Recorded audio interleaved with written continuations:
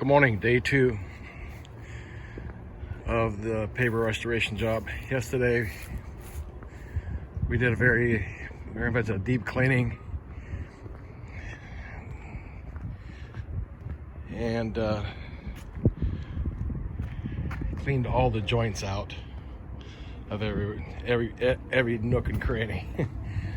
Today I'm gonna go ahead and fix this area here and support it.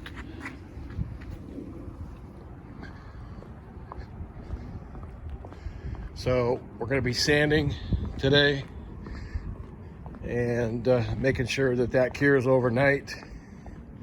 You can see the difference of the cleaning. None of the mold and mildew exists at this point, so everything's looking good. Everything's looking real good. It's a beautiful morning, beautiful day. We're gonna have some more sunshine today, which is perfect. And I hope you all make it a great day. And you'll be able to see some after videos. And I'll put together some after pictures, of course, before, during, and after. Thank you.